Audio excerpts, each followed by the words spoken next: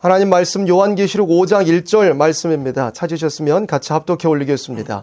내가 보매 보좌에 앉으신 이의 오른손에 책이 있으니 안팎으로 썼고 7인으로 봉하였더라. 아멘. 오늘 이 시간 주일에 주시는 말씀의 제목은 앞에 보시는 대로 요한계시록이 필요한 시기입니다.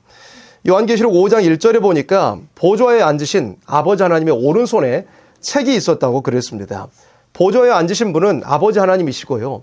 그 오른손에 책이 있다고 그랬습니다. 그 책이 안팎으로 쓰여 있고 그리고 7인으로 봉하여 있다고 그랬습니다. 2절에 보니까 또 봄에 힘있는 천사가 큰 음성으로 외치기를 누가 책을 펴며 그 인을 떼기에 합당하냐 하니, 책이 있기는 있는데요. 이 책이 7인으로 봉하여져 있으니까 이 책의 내용이 무엇인지 아직 알 수 없는 상태인 겁니다. 그때 힘있는 천사가 큰 음성으로 외쳤습니다. 누가 이 책을 펼 수 있겠느냐? 누가 그 인을 떼가지고 그 책을 펼칠 수 있겠느냐며 크게 외치는 일이 있었습니다. 사도 요한이 이걸 계시로 보고 있었는데요. 3절에 보니까 하늘 위에나 땅 아래에 능히 책을 펴거나 보거나 할 이가 없더라 그랬습니다. 사도 요한이 이것을 계시로 보고 있는 그 순간에 어느 이 세상의 존재도 하나님의 오른손에 있는 그 7인으로 봉하여져 있는 책을 떼어서 펼쳐서 사람들로 알게 할 존재가 없다는 것을 알고서 4절과 같이 이 책을 펴거나 보거나 하기 합당한 자가 보이지 않기로 내가 크게 울었더니 그랬습니다. 무슨 책이길래 사도 요한이 그렇게 울 수밖에 없었던가? 이 동일한 책의 모습을 하나님께서 구약에 에스겔 선지자에게 보여주시는 일이 있었습니다. 에스겔 2장 말씀을 보면 에스겔 선지자에게도 똑같은 계시를 보여주셨습니다. 에스겔 2장 8절입니다. 인자야, 내가 내게 이르는 말을 듣고 그 패역한 족속같이 패역하지 말고 내 입을 벌리고 내가 네게 주는 것을 먹으라 하시기로 내가 보니 한 손이 나를 향하여 펴지고 그 손에 무엇이 있었습니까? 두루마리 책이 있었습니다. 에스겔 선지자에게도 두루마리 책이 보이게 되었습니다. 10절에 그가 그것을 내 앞에 펴시니 그 안팎에 글이 있는데 무엇이 기록되었다고요? 애가와 애곡과 재앙의 말이 기록되었다고 그랬습니다. 사도 요한이나 에스겔 선지자나 같은 책의 모습을 보게 되었습니다. 에스겔 선지자에게는 이 책에 무슨 내용이 기록되었는지를 미리 보여주셨는데요. 그 책의 내용이 대략적으로 할 때 애가와 애곡과 재앙의 말이 기록되었던 겁니다. 그런데 이렇게 무서운 내용만 있는 것이 아니라 에스겔 3장 말씀으로 바로 넘어가서 보면 그가 또 내게 이르시되 인자야, 너는 받는 것을 먹으라. 너는 이 두루마리를 먹고 가서 이스라엘 족속에게 고하라 하시기로 내가 입을 벌리니 그가 그 두루마리를 내게 먹이시며 내게 이르시되 인자야, 내가 네게 주는 이 두루마리로 내 배에 넣으며 네 창자에 채우라 하시기에 내가 먹으니 그것이 어떻습니까? 내 입에서 달기가 꿀 같더라 그랬습니다. 그래서 이 책은 크게 두 가지의 내용이 실려있는 책입니다. 무슨 내용이냐면 애가와 애곡과 재앙의 말씀이 기록되어 있는 책이기도 하고요. 한편으로는 그 가운데서 사람이 생명을 얻고 구원을 얻을 만한 말씀이 기록되는, 소망이 기록되는 단 말씀도 함께 기록되어 있는 책인 것을 에스겔 2장과 3장의 말씀을 통해 우리가 분명히 알 수가 있는 겁니다. 그래서 사람이 어쨌든 이 책을 펼쳐가지고 보아야만 무슨 재앙이 올 것인지를 알 수 있고 그 재앙 가운데 어떻게 해서 구원을 얻게 될 것인지를 사람이 알 수가 있을 텐데, 사도 요한이 요한계시록 5장 말씀에서 이 계시를 보고 있을 당시에는 이 안팎으로 써진 하나님께서 오른손에 붙잡고 계신 이 책이 7인으로 봉하여져 있으니까 누구도 이걸 펼쳐가지고 사람에게 알게 할 수가 없었던 겁니다. 그래서 사도 요한의 입장으로서는, 한 성도의 입장으로서는 이 계시를 보면서 크게 울 수밖에 없던 겁니다. 그리고 5장 5절에 보시면 장로 중에 하나가 내게 말하되 울지 말라 그랬습니다. 이 책을 뗄 분이 계시다는 겁니다. 이 책에 봉하여진 7인을 떼어내가지고 이 책을 펼쳐서 알게 하실 분이 있다는 겁니다. 어떤 분이시냐면 유대지파의 사자 다윗의 뿌리가 이기었으니 이 책과 그 7인을 떼시리라 하더라 그랬습니다. 유대지파의 사자시오 다윗의 뿌리가 되시는 분께서 이 7인을 떼실 거니까 울지 말아라고 했습니다. 6절에 내가 또 보니 보좌와 내 생물과 장로들 사이에 어린 양이 섰는데 일찍 죽임을 당한 것 같더라. 7뿔과 7눈이 있으니 이 눈은 온 땅에 보내심을 입은 하나님의 7영이더라 그랬습니다. 이분이 누구시냐면 장로가 와가지고 사도 요한에게 설명해 주는 이분이 누구시냐면 바로 우리의 구원자가 되시는 유일한 중보자가 되시는 예수 그리스도를 보여주고 계신 겁니다. 말씀하고 있는 겁니다. 그래서 7절에 어린 양이 나와서 보좌에 앉으신 이의 오른손에서 책을 뭐 하셨습니까? 취하셨다고 그랬습니다. 그래서 이 5장 7절 말씀이 어린 양이 나와서 보좌에 앉으신 이의 오른손에서 책을 취하셨다 그랬죠. 책을 취하신 이 모습이 어디에서부터 시작되는 거냐면 취하신 이 책의 내용이 어디에서부터 시작되는 거냐면 바로 1장 1절에서부터 시작되는 겁니다. 요한계시록 1장 1절에 보시면 예수 그리스도의 계시라 그랬죠. 이는 어떻다 그랬습니까? 하나님이 그에게 주사 그랬습니다. 그래서 이 책의 내용은 뭐냐면 요한계시록 전체의 내용을 말씀한 겁니다. 그런데 이 책은 요한계시록 내용 전체는 하나님께서 그 아들 예수님에게 주신 겁니다. 그리고 예수님께서 반드시 속히 될 일을 그 종들에게 보이시려고 그 천사를 그 종 요한에게 보내어 지시하셨다고 그랬습니다.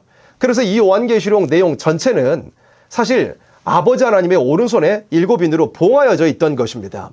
사람으로서는 또 이 세상의 어떤 피조물도 그 책을 취하거나 떼어서 사람에게 인생들에게 보여줄 수 없지만 어린 양께서 모든 자격을 갖추신 어린 양 예수님께서 이 책을 취하셨고 그리고 이 책의 내용을 천사를 보내어 가지고 종들에게 보이시려고 사도 요한에게 계시로 보여주셨다는 것입니다. 그래서 이 책이 전달된 과정이 이렇게 정리가 될 수 있겠죠. 아버지 하나님으로부터 그 아들 예수님에게 예수님께서 천사를 통하여 가지고 그 종 요한에게 계시로 보여주시사 기록되게 하셨고요. 그리고 사도 요한이 기록한 그 내용을 지금 이 시간에 우리들로 하여금 또 세계 만방의 모든 성경을 보고 있는 사람들에게 볼 수 있도록 이렇게 전달되어 오게 된 것입니다.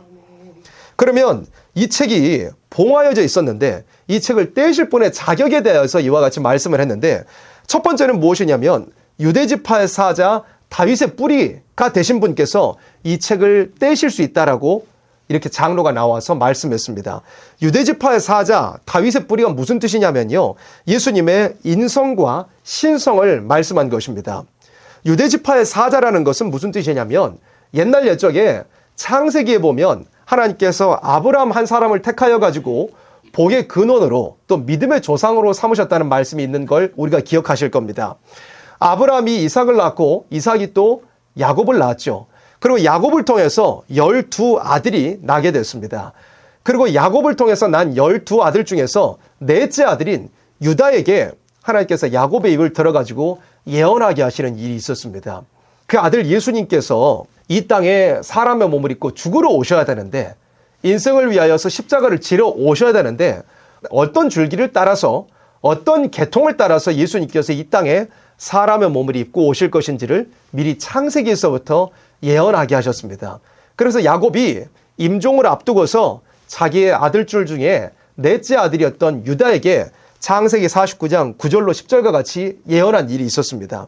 유다는 뭐라고 예언했죠? 사자 새끼로다. 내 아들아 너는 움킨 것을 찢고 올라갔도다. 그의 엎드리고 웅크림이 수사자 같고 암사자 같으니 누가 그를 범할 수 있으랴. 유다에 대해서는 사자 새끼로다 이렇게 예언했습니다. 그리고 10절에 홀이 유다를 떠나지 아니하며 그랬습니다. 왕권이 유다를 통해서 있게 될 걸 말씀을 한 겁니다. 이것은 유다 지파를 통하여서 다윗 왕이 세워질 것을 말씀한 것도 맞고요.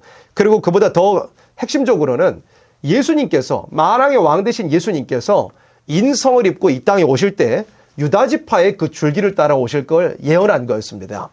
그래서 홀이 유다를 떠나지 아니하며 치리자의 지팡이가 그 발 사이에서 떠나지 아니하시기를 실로가 오시기까지 미치리니 실로는 메시아를 가리킨 단어입니다. 그래서 메시아가 오시기까지 하리니 그에게 모든 백성이 복종하리로다 말씀했습니다. 그래서 야곱이 자기 아들 유다에게 대하여서 너는 사자 새끼다. 그리고 너를 통하여서 만왕의 왕 되신 분께서 오실 것이다 라고 말씀을 하신 것입니다. 그래서 우리 예수님께서 어떻게 이 땅에 오셨습니까? 유대지파에 속한 한 사람 바로 요셉의 그 집안에 육적으로는 아들로서 예수님께서 오셨던 것입니다. 인성으로 가리켜 말씀할 때는요. 그리고 다윗의 뿌리라고 말씀한 것은 무슨 뜻이냐면 예수님의 신성에 대하여서 말씀한 겁니다. 예수님께서는 육적으로는요, 인성에 대하여서는 유다의 후손이요, 또 다윗의 천년 후손으로 오셨는데, 그 예수님의 신성으로 할 것 같으면 예수님은 다윗보다 훨씬 먼저 계셨고, 또 그 조상이 되는 유다보다 영원 전부터 먼저 계셨던 분입니다. 그래서 우리는 신앙의 대상자인 예수님의 신성과 인성을 바로 아는 것이 중요한 겁니다. 시편 110편을 보니까 누구의 시라고 되어 있습니까? 다윗의 시라고 되어 있거든요. 다윗은 육적으로 하자면 예수님보다 천년 전에 있었던 예수님의 혈통적으로는 조상이 되는 사람이었습니다. 그런데 그 다윗이 살아있을 때 예수님 오시기 천년 전에 이와 같이 시편을 기록하기로는 여호와께서 내 주에게 말씀하시기를 이렇게 기록을 한 거였어요. 여호와 하나님을 주라고 표현한 것도 있기는 한데요. 여기서는 구분하여 말씀했습니다. 여호와께서 따로 구분하여서 내 주에게 말씀하시기를 한 겁니다. 그러면 여호와 하나님을 주라고 지칭한 것이 분명히 아니죠. 이 문장에서는, 이 구절에서는. 그리고 여호와께서 내 주에게 말씀하시기를 한 겁니다. 여기서 내 주는 누구시냐면 다윗이 미리 보았던 메시아 그리스도를 기록한 것입니다. 그래서 여호와 하나님, 성부 하나님께서 성자에게 말씀하시는 그 모습을 다윗이 미리 이와 같이 기록한 것이었습니다. 육적으로는 자기의 그 혈통적 후손으로서 천년 뒤에 오실 예수님이었지만 다윗은 신령한 사람으로서 그 예수님의 신성을 미리 보고 있었던 것이었습니다. 그래서 자기의 뿌리가 되시는 자기를 지으신 그 성자 예수님에 대해서도 이렇게 성경에 예언적으로 기록한 일이 있었던 것입니다. 그래서 예수님께서는 유다의 지파의 사자 다윗의 뿌리가 되시는 분입니다. 인성으로 하자면 유대 지파의 후손으로서 그리고 유대 지파의 자손으로서 예수님께서 오셨고요. 그 신성으로 할 것 같으면 영원 전부터 아버지 하나님의 품에 계셨던 분으로서 오히려 유다도 지으시고 그리고 다윗도 지으신 완전한 영원한 뿌리가 되시는 분이시라 이것입니다. 미가 5장 2절에는 이 두 가지를 종합하여 말씀했습니다. 미가 5장 2절에는 예수님께서 인성을 입고 오실 때 그러니까 지금으로부터 2000년 전에 분명히 베들레헴에서 태어나셔야만 될 것을 예언하였고 예수님께서는 그렇게 태어나셨습니다. 그래서 베들레헴 에브라다야 너는 유다 족속 중에 작을지라도 이스라엘을 다스릴 자가 내게서 내게로 나올 것이라. 유다 족속을 통하여서 베들레헴에서 민족을 다스릴 그리고 왕 되신 분께서 오실 것을 이와 같이 말씀하셨습니다. 그런데 또 뭐라고 했죠? 그의 근본은 상고의 태초인이라 한 겁니다. 몸을 입고 오실 때는 베들레헴을 통하여 유대 지파의 후손으로 오실 걸 말씀했고 또 한편으로 신성을 가지신 예수님에 대해서 설명할 때는 그의 근본이 상고의 태초이라 영원한 전부터 계셨던 분이라는 것을 이와 같이 말씀했습니다. 그래서 미가 5장 2절에서는 예수님의 그 인성과 신성을 아울러 함께 말씀하신 것입니다. 그리고 이 신성과 인성을 가지신 예수님께서 이 땅에 오셔가지고 무엇을 하셨습니까? 우리를 위하여 죽어주신 것입니다. 예수님의 신성과 인성이 엄청나게 중요한 건데 이 두 가지를 온전히 믿지 못한다면 그 사람은 십자가를 온전히 믿지 못하고 있는 사람이고 십자가를 온전히 믿지 못한다면 그 사람은 사실 구원을 받지 못한 사람인 것입니다. 신성이 있어야만 되는 겁니다. 인성만 가지고 있다면 예수님이라는 분도 2000년 전에 그냥 30세 정도 되는 한 청년이 요셉과 마리아의 사이를 통해서 태어나가지고 선악과의 질을 그대로 이어받은 사람으로서 그냥 자기의 죄 때문에 십자가에 죽은 것 밖에는 안 될 것입니다. 예수님의 신성을 제외한다면은요. 그냥 유대인의 한 청년이 그냥 자기 죄 때문에 죽어버린 것 밖에는 안 될 것입니다. 그러나 예수님은 분명히 신성을 가지신 분으로서 성령으로 말미암아 그 물과 피로 육체가 잉태되셨고 죄 없는 분으로서 남을 위하여서 그리고 우리를 위하여서 대신 죽어주실 수 있는 분이었습니다. 그리고 예수님의 인성을 제외해서도 분명히 안 됩니다. 예수님께서는 이 땅에 오실 때 다른 어떤 형상으로 이 세상에 존재하지 않는 형상으로 오신 것도 아니었고 또 다른 형상으로 오신 다른 피조물의 어떤 형상으로 오신 것도 아니었고 사람의 형상으로 오셨습니다. 사람이 죄 지었으니까 사람이 죽어야 됐기 때문에요. 그래서 사람의 몸으로 사람의 모양으로 죽어야 될 죄인의 모양으로 오시사 나를 위하여서 죽어주신 것입니다. 이렇게 십자가가 성립이 되는 겁니다. 예수님의 신성과 인성 완전한 신이시자 완전한 우리와 동일한 사람의 모습으로 오셨던 그 예수님께서 나를 위하여 죽으셨고 죽으실 뿐만 아니라 부활하셨으므로 우리에게 산소망, 영생의 확신을 우리에게 분명히 허락하여 주시게 된 것이었습니다. 그래서 장로 중에 하나가 요한에게 말씀할 때 유대지파의 사자 다윗의 뿌리가 이기었으니 예수님의 인성과 신성을 설명하였고요. 이분께서 이 책과 그 일곱은을 떼시리라 하더라라고 말씀했습니다. 그리고 두 번째는 뭐냐면 5장 6절에 보세요. 내가 또 보니 보좌와 내 생물과 그리고 장로들 사이에 누가 서 계십니까? 어린 양이 서 계십니다. 어린 양은 우리의 구주가 되시는 예수님이 분명합니다. 일찍 죽임을 당한 것 같다라 그랬습니다. 연결이 되는데요. 신성과 인성을 가지신 예수님께서 어린 양으로 이 땅에 오시사, 어린 양은 사람을 위한 대속 제물이 어린 양이었습니다. 구약시대 하나님께서 그렇게 명령하셨잖아요. 사람이 죄지었지만 사람이 직접 죽지 않고 다른 피가 흘려져야 될 것을, 대속의 피가 흘려져야 될 것을 어린 양을 잡아서 제사 드리라고 구약시대에 명령하셨죠. 예수님께서 이 땅에 어린 양으로 오셨던 겁니다. 나를 대신하여 죽으러, 나를 대신하여 피 흘리러, 나를 대신한 대속제물, 화목제물이 되려고 이 땅에 오셨던 겁니다. 그 예수님께서 어떠셨습니까? 일찍 죽임을 당한 것 같다라 말씀했습니다. 예수님은 죽임을 당하셨습니다. 30세 정도, 33세 정도밖에 되지 않은 그 청년의 나이에 예수님께서 죽임을 당하셨던 것입니다. 그리고 나서 예수님께서 나를 위하여 죽어주신 그 일로 말미암아서 예수님은 우리의 무엇이 되어주셨느냐면 하나님과 사람 사이에 중보자가 되어주신 것입니다. 그래서 이 어린 양이 어디에 서 계시다고 그랬습니까? 보좌와 내 생물과 장로들 사이에 서 계셨다고 말씀했습니다. 이 모습은 구체적으로 설명이 필요한데요. 보좌와 내 생물과 장로들 사이에 서 있다고 이 개역 한글에 있는 이 문장만 봐서는 보좌가 있고 내 생물이 있고 장로들이 있는 것으로, 그러니까 그냥 머릿속으로 그냥 대략 떠올려 볼 때 세 개로 나누어 가지고 이 사이에 마치 삼각형 안에 어린 양이 서 계시다라고 오해할 수가 있습니다. 개역 한글로 볼 땐 그런 여지가 있는데요. 그렇지 않고 이것은 보좌와 내 생물이 같은 편에 있고요. 그리고 장로들이 다른 편에 있는 것입니다.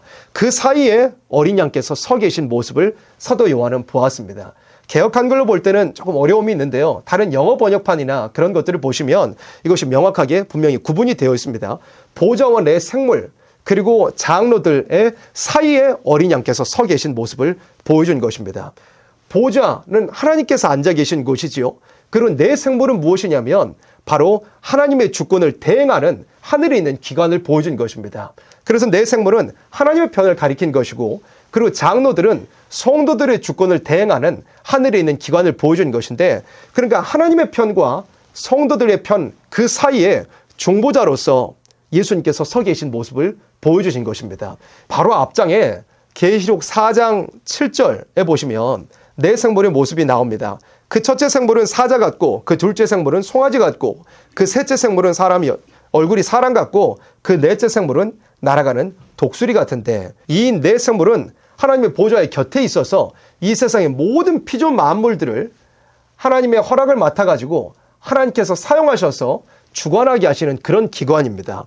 그래서 하나님께서 이 세상 모든 천지 만물을 주관하실 때, 다스리실 때 이 네 생물을 통하여서 다스리시는 것을 우리가 알 수가 있는 겁니다. 계시록 4장 말씀을 통하였어요. 그래서 하나님의 마치 비서실장과 같은 그런 역할을 하는 것이 이 네 생물입니다. 네 생물은 하나님의 주권을 대행하는 기관입니다. 그리고 4장 4절에 보시면 또 보좌에 둘려 24 보좌들이 있고, 그 보좌들 위에 누가 있습니까? 24 장로들이 있었습니다. 장로들이 무엇을 입고요? 흰 옷을 입었습니다. 머리에 뭘 쓰고요? 금 멸관을 쓰고 앉았다 그랬습니다. 24 장로들이 있었는데요.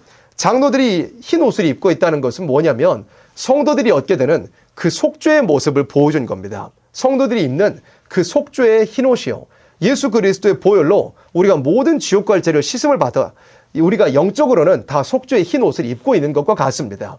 장로들이 입고 있는 그 옷이 성도들이 받게 되는 그 속죄를 보여준 것입니다. 그리고 장로들이 옷만 입고 있는 것이 아니라 머리에 또 무엇을 쓰고 있다고 그랬습니까? 금 멸관을 쓰고 있다고 그랬습니다. 이것은 성도들이 옳은 행실을 통하여서 받게 되는 그 상급에 대한 것을 멸관으로서 보여준 것입니다. 그래서 예수님께서 이 사이에 계셨던 겁니다. 보좌와 내 생물, 하나님의 편, 그리고 장로들, 성도의 편 사이에 예수님께서 서 계신 모습을 사도 요한이 본 것입니다. 우리의 유일한 중보자가 되시는 예수님의 모습을 사도 요한이 본 것입니다. 디모데전서 2장 5절에 이렇게 말씀했죠. 하나님은 한 분이시요 또 하나님과 사람 사이의 중보도 누구시라 그랬습니까? 한 분이시니 곧 사람이신 그리스도 예수라고 그랬습니다. 하나님이 계시고 그 다음에 사람이 있습니다. 이 사이에 중보자가 되는 존재는 오직 한 분 그리스도 예수밖에 안 계시다고 말씀했습니다. 이걸 사도 요한이 계시를 볼 때 보았던 것입니다. 로마서 3장 23절에 예수님께서 어린 양으로 이 땅에 오사 어떻게 해서 우리의 중보자가 되셨는지를 말씀했습니다.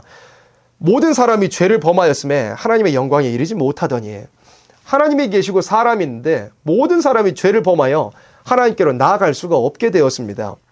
24절에 그리스도 예수 안에 있는 구속으로 말미암아 하나님의 은혜로 값없이 의롭다 하심을 얻은 자 되었느니라. 이 예수를 하나님이 그의 피로 인하여 믿음으로 말미암는 무엇으로요? 화목제물로 세우셨으니 화목제물은 하나님과 사람 사이를 화목하게 하는 제물이 되어주셨다는 것입니다. 우리 예수님께서 자신을 십자가에 내어주심으로써요.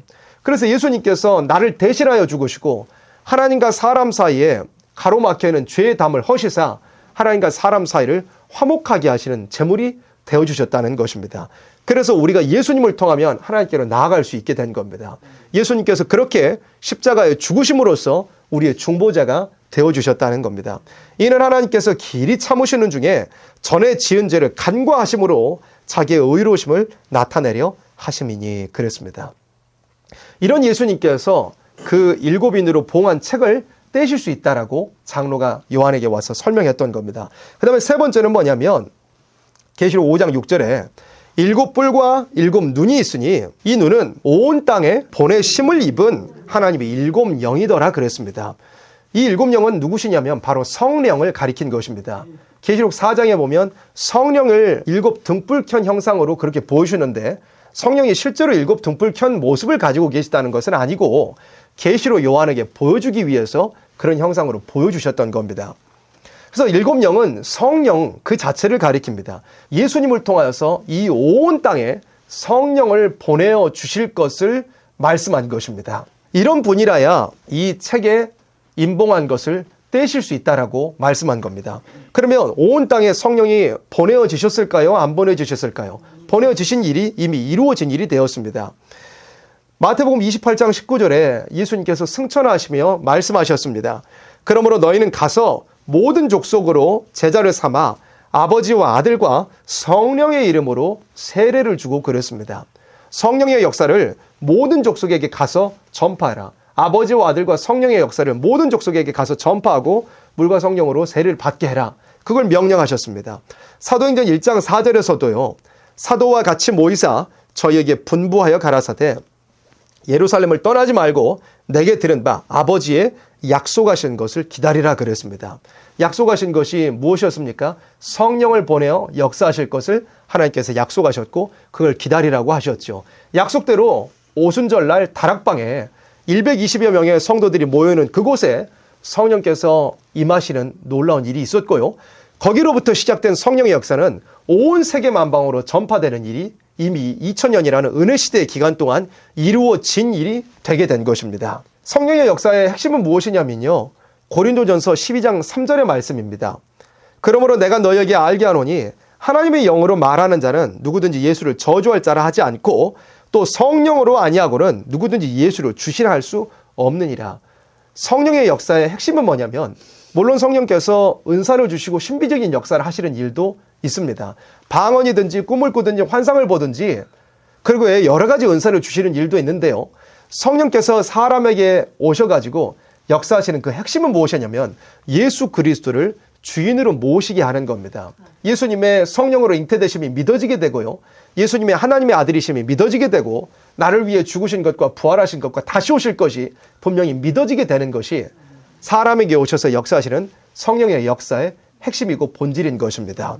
그래서 이런 역사가 예수님을 주인으로 모시게 되는 예수를 주여라고 부르는 그 많은 성도들이 세계 만방에 다 확장되고 전파되는 그런 일이 있게 되었던 것입니다. 그래서 계시록 5장 5절로 이렇게 6절에 하나님의 오른손에 있던 일곱인으로 봉하여져 있는 그 책이 열려야만 사람이 무슨 환난과 재앙이 올 것을 알 수 있게 되고 그 가운데서 어떻게 피할 것을 알 수 있게 되는 것인데, 그 책을 원래는 뗄 존재가 아무도 없었기에 사도 요한이 울고 있었습니다만 장로 중에 하나가 와가지고 사도 요한에게 알려주었습니다. 울지 말라고요. 장로 중에 하나가 온 것도 의미가 있죠. 성도들의 편에서 울지 말아야 될 것을 사도 요한에게 알려주기 위해서 장로 중에 하나가 왔던 것입니다.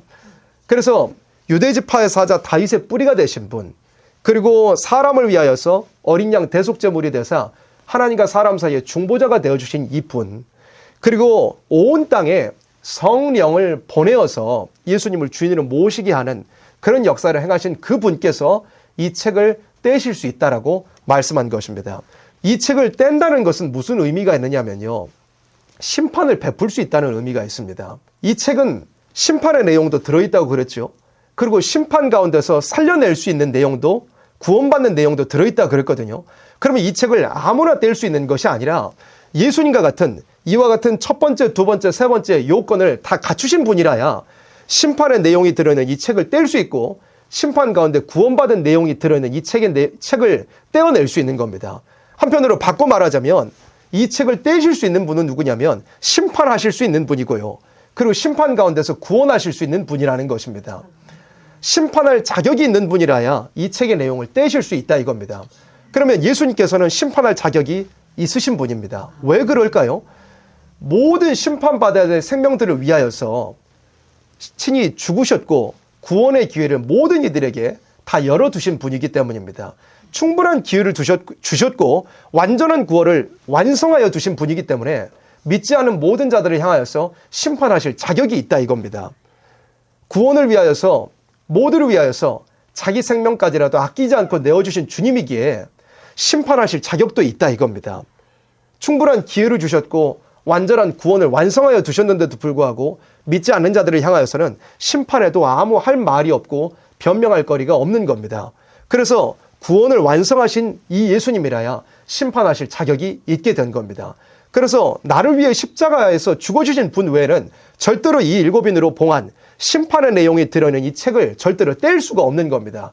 그런데 예수님께서는 나를 위해 십자가에 죽으셨고 모든 나의 당해야 될 심판을 대신 당하신 분이므로, 그리고 믿지 않는 자들에 대해서 정죄하실 수 있는 분이므로 이 책을 떼실 수 있는 분이 되셨다 이것입니다.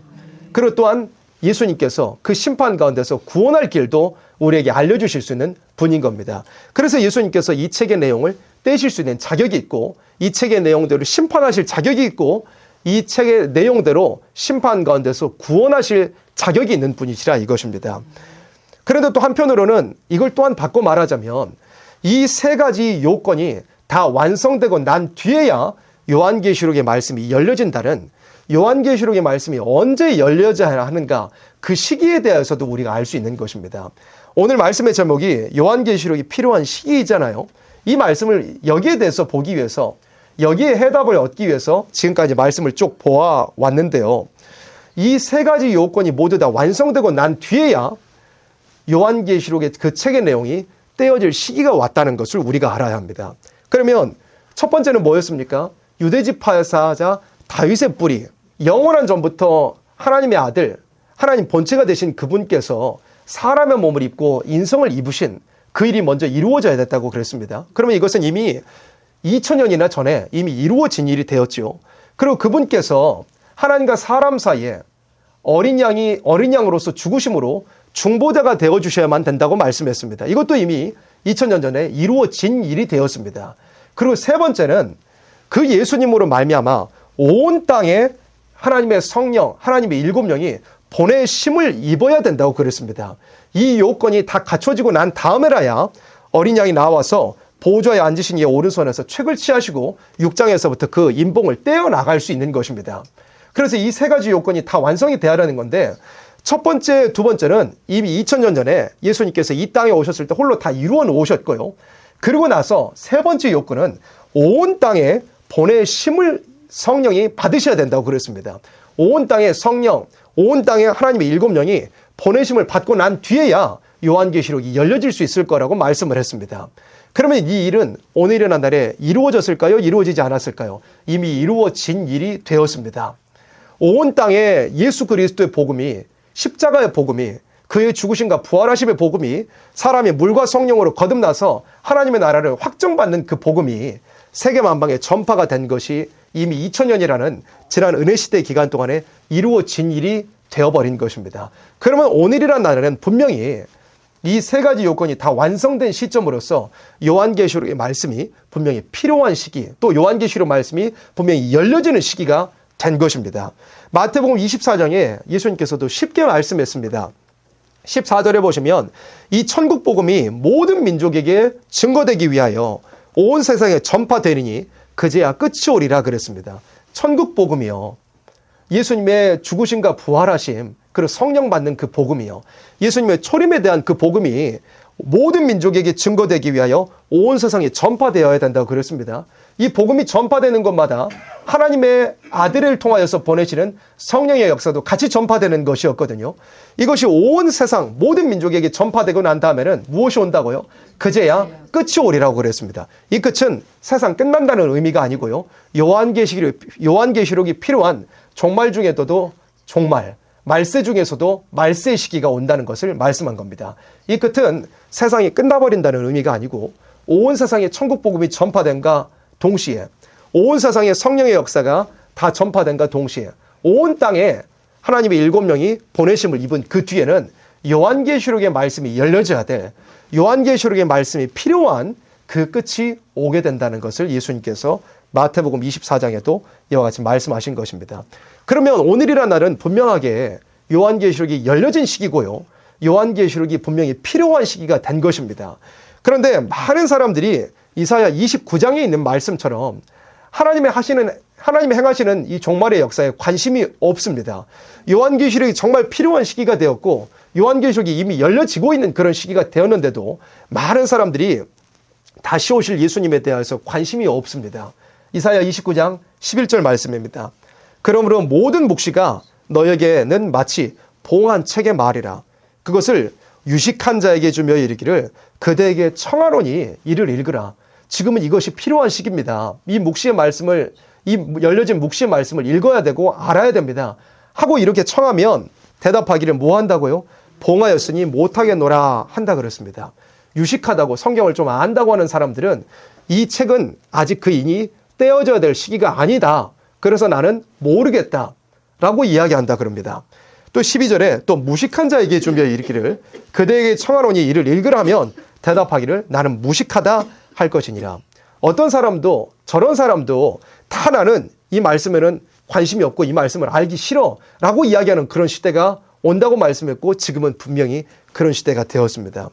13절에 보세요. 그 핵심 원인이 뭐냐면요, 주께서 가라사대 이 백성이 입으로는 나를 가까이하며 입술로는 나를 존경하라. 그 마음은 내게서 멀리 떠나나니 그들이 나를 경외함은 사람의 계명으로 가르침을 받았을 뿐이라. 하나님을 사랑하는 것이 없기 때문에요. 다시 오실 예수님을 기다리는 것이 없기 때문에요. 그리고 입으로만 신앙을 이야기하고 있기 때문에 묵시의 말씀, 이미 그것이 떼어져서 열려졌고 또 필요한 시기가 되었음에도 불구하고 사람들이 관심을 가지지 않고 있다고 이와 같이 성경에 말씀했습니다. 우리는 어떠한 사람이 되어야 마땅했습니까? 분명히 요한계시록이 열려진 시기가 되었고요, 요한계시록의 말씀이 필요한 시기가 된 것을 우리가 알고서 예수님께서 다시 오실 일을 앞에 두고서 우리에게 명령하신 것처럼 이 예언의 말씀을 읽는 자와 듣는 자들과 그 가운데 기록한 것을 지키는 자들이 복이 나니 때가 가까움이라 하시는 이 명령을 붙잡아서 요한계시록의 말씀, 정말 이제는 필요한 시기가 된 이 말씀을 바로 읽고 듣고 지켜가지고 다시 오실 예수님을 영광 중에 다 함께 영접할 수 있는 그런 우리들이 반드시 되어야 될 것입니다.